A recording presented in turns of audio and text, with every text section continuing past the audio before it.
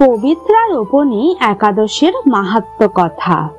একদিন মহারাজ যুধিষ্ঠির ভগবান শ্রীকৃষ্ণকে জিজ্ঞাসা করলেন, হে প্রভু, শ্রাবণ মাসের শুক্লপক্ষের একাদশীর নাম কি? তা কৃপা করে আমাকে বলুন। শ্রীকৃষ্ণ বললেন, হে মহারাজ, এখন আমি সেই পবিত্র ব্রত মাহাত্ম্য বর্ণনা করছি।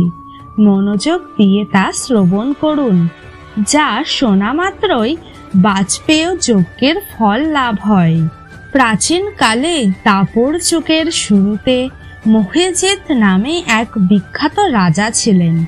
তিনি মাহিষ্মতি নগরে রাজত্ব করতেন, কিন্তু দুঃখের বিষয় এই যে তার মনে বিন্দুমাত্র সুখ শান্তি ছিল না, কেননা তিনি ছিলেন অপুত্রক। পুত্রহীনের ইহলোক পরলোক কোথাও সুখ হয় না। এই রূপ চিন্তা করতে করতে বহুদিন কেটে গেল, কিন্তু তবুও পুত্রমুখ দর্শনে রাজা বঞ্চিতই রইলেন। নিজেকে অত্যন্ত দুর্ভাগা মনে করে রাজা চিন্তাগ্রস্ত হলেন।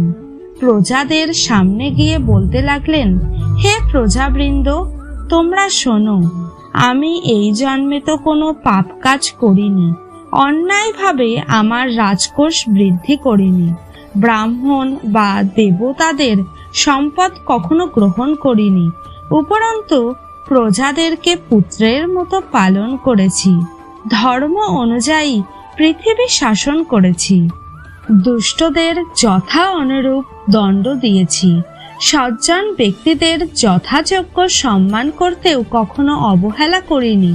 তাই হে ব্রাহ্মণগণ, এই প্রকার ধর্মপথ অবলম্বন করা সত্ত্বেও কেন আমার পুত্র লাভ হলো না, তা আপনারা কৃপা করে অনুসন্ধান করুন।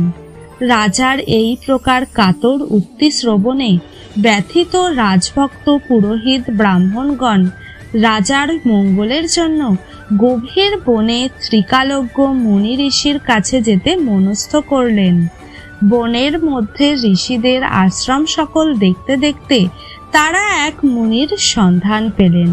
তিনি দীর্ঘায়ু, নীরব, নিরাহারে ঘোর তপস্যায় মগ্ন ছিলেন। সর্বশাস্ত্র বিশারদ, ধর্মতত্ত্বজ্ঞ ও ত্রিকালজ্ঞ সেই মহামুনি লোমশ নামে পরিচিত। ব্রহ্মার এক কল্প অতিবাহিত হলে মুনিবরের গায়ের একটি লোম পরিত্যক্ত হতো। এই কারণে এই মহামুনির নাম লোমশ।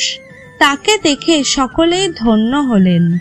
তারা পরস্পর বলতে লাগলেন যে আমাদের বহু জন্মের সৌভাগ্যের ফলে আজ আমরা এই মুনিবরের সাক্ষাৎ লাভ করলাম। তারপর ঋষিবর তাদের সম্বোধন করে বললেন, কি কারণে আপনারা এখানে এসেছেন এবং কেনই বা আমার এত প্রশংসা করছেন, তা স্পষ্ট করে বলুন। আপনাদের যাতে মঙ্গল হয় আমি নিশ্চয়ই তার চেষ্টা করব। ব্রাহ্মণেরা বললেন, হে ঋষিবর, আমরা যে উদ্দেশ্যে এখানে এসেছি আপনি তা কৃপা করে শুনুন। এ পৃথিবীতে আপনার মতো শ্রেষ্ঠ ব্যক্তি আর কোথাও নেই। মহেজিৎ নামে এক রাজা নিঃসন্তান হওয়ায় তিনি অতি দুঃখে দিন যাপন করছে। আমরা তার প্রজা, তিনি আমাদেরকে পুত্রের মতো পালন করেন, কিন্তু তিনি পুত্রহীন বলে আমরাও সবাই মর্মাহত। তার দুঃখ দূর করতে আমরা এই বনে প্রবেশ করেছি। হে ব্রাহ্মণ শ্রেষ্ঠ, রাজা যাতে পুত্রের মুখ দর্শন করতে পারেন, কৃপা করে তার কোনো উপায় আমাদের বলুন। তাদের কথা শুনে মুনিবর ধ্যানমগ্ন হলেন। কিছু সময় পরে রাজার পূর্বজন্ম বৃত্তান্ত বলতে লাগলেন। এই রাজা পূর্বজন্মে এক দরিদ্র বৈশ্য ছিলেন। একবার তিনি একটি অন্যায় কার্য করে ফেলেন। ব্যবসা করবার জন্য তিনি এক গ্রাম থেকে অন্য গ্রামে যাতায়াত করতেন। এক সময় জ্যৈষ্ঠ মাসের শুক্লপক্ষের দশমীর দিনে কোথাও যাওয়ার পথে তিনি অত্যন্ত তৃষ্ণার্ত হয়ে পড়েন। গ্রাম প্রান্তে একটি জলাশয় তিনি দেখতে পান। সেখানে জলপানের জন্য যান। একটি গাভী ও তার বাছুর সেখানে জলপান করছিল। তাদেরকে তাড়িয়ে দিয়ে তিনি নিজেই জলপান করতে লাগলেন। এই পাপকর্মের ফলে তিনি পুত্র সুখে বঞ্চিত হয়েছেন, কিন্তু পূর্বজন্মের কোনো পুণ্যের ফলে তিনি এই রকম নিষ্কণ্টক রাজ্য লাভ করেছেন। হে মুনিবর, শাস্ত্রে আছে যে পুণ্য দ্বারা পাপ ক্ষয় হয়।